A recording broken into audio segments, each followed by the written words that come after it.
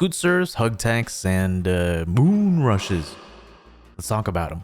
Whether you're a new player or an old player just coming back to the game, or a survivor just looking to understand, how blights play, this guide is going to be for you, and it's going to be a quick and dirty kind of rundown on the 3 main blight techs. That being said, this isn't a comprehensive guide on how to play blight. This is just covering the techs, so hopefully it'll be quick and easy to follow. And of course, as always, you want to be supplementing these techs with good bump logic, so they're not going to replace your foundational knowledge as blight. So practice. All right, let's just jump straight into it. Son, dude. So here's what happens when you try to turn your face towards the wall that you're rushing along. Yeah, I know. Very surprising stuff. Now here's what a scoot surf looks like.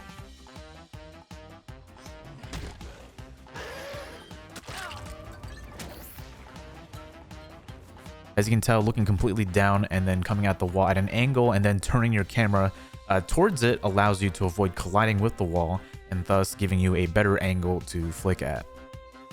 During that slide, you do have to keep the camera down the entire time as you're sliding along the wall or the object that you're scoot surfing on. So if you're a survivor, in this case, the counterplay to that, since the blight can't see you and they're making a predictive flick, you want to readjust your pathing, and instead of going for the window, you want to swerve out to the side. I just want to remind you again, for any of these techs, these are not supposed to replace good bump logic, so there's a lot of cases where you don't need to scoot surf. For example, if you're at a loop or a tile where there's objects around it that you can bump off of consistently, I'd rather go for those instead and guarantee the hit rather than go for these risky plays. For example, at this tile, instead of trying to scoot surf on this wall along here while chasing a survivor, why not just bump onto the wall back here so that you have the option to adjust your future bumps in case the survivor decides to not follow the predicted path. All right, on to the next tech. Oh, look at you. Oh, don't worry, buddy. I got you. Here, come give me a big old hug.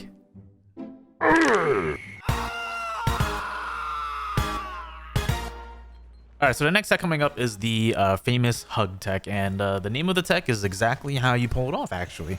An example of when to use the hug tech, let's say you're looping around an object or a loop, and there's no other objects around for you to bounce off of to secure your hit on the survivor. What you can do instead is manipulate the collision on the loop itself by hugging it, and secure a better angle to do a 180 flick.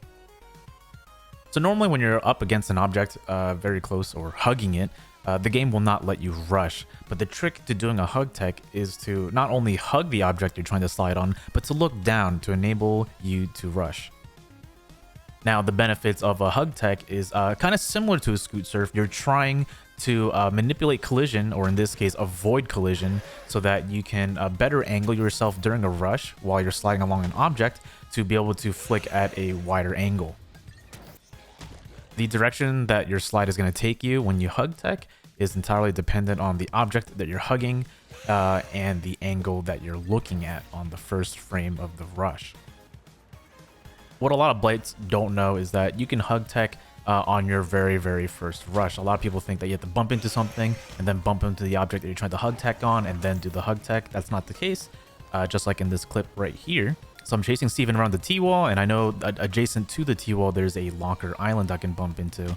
So rather than walking around normally and then bumping into the locker, I instead just put myself up against the T-wall and hug tech it and slide right into the locker, just to path myself a little bit quicker and to catch the survivor just a little bit faster.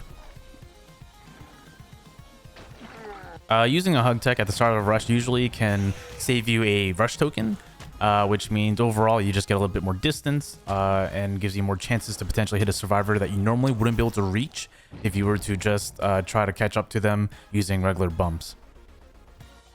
In these clips here, I'm showing how I'm taking the same path, essentially one without hug teching and then the other one with hug techs. And you can see here that with the hug tech, I get one extra token when I reach around the same spot where I normally would run out of rush tokens. And from there, I hug tech off of the table and get a little bit more distance to the point where I can go back upstairs on the other side of the main building. If you're playing Survivor and you're trying to figure out how to counter this, just know that the Blight that is attempting a hug tech has to look down, and at that point they're probably gonna try to flick and predict where you're going. So typically, for example, in this car loop right here, I'm hug teching this truck, and I'm assuming the survivor is going to be looping towards the pallet. So I look down, and as I'm rushing along the truck, I'm already angling myself to flick into the pallet, in which case the survivor actually has swerved out from the usual looping path to dodge that hit.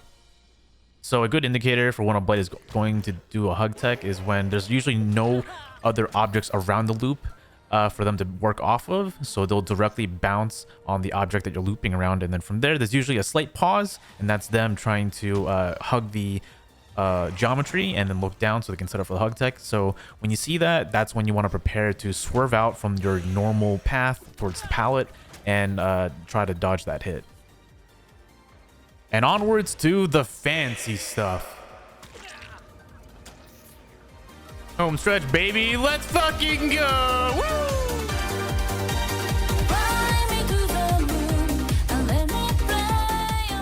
So the Moonrush is just a fancier hug tech, so I'll try my best to explain some of the differences. So the idea of a Moonrush is to rush in one direction while simultaneously looking in the other direction.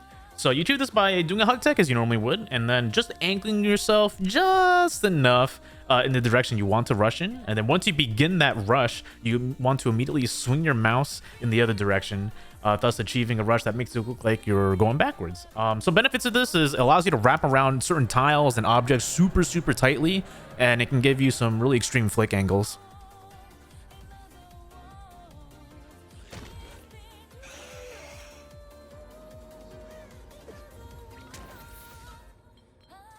With some practice, you can get some really wacky hits just like this.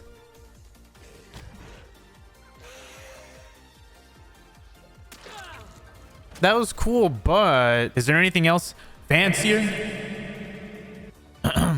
Just stay for a little bit more. Because I'm about to blow your fucking mind. So if your initial look angle isn't too wide, you can actually turn Blight so far in the other direction to the point where you actually change trajectory in the middle of a single rush. In my opinion, double moon rushing is definitely more in the territory of style points. There are some practical uses of it, but it's definitely kind of hard to pull off on the fly and on a consistent basis. So I wouldn't really sweat it if you're not able to pull this one off.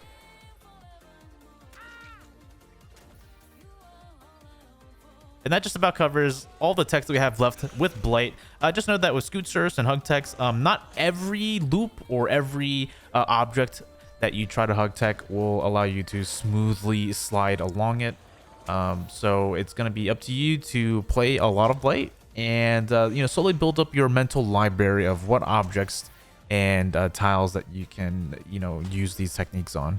And that just about covers it. Thank you again if you made it to the end of the video. If you want some other clips of hug techs and scoot surfs and moon rushes, I'll leave them here in the video to kind of just pad the timeline a little bit.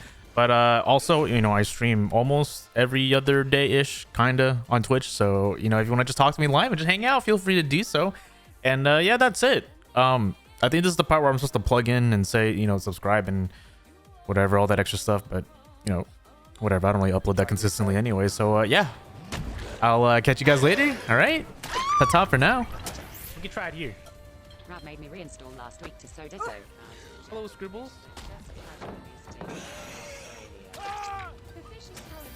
A little Moonrush chat. Hey, yo.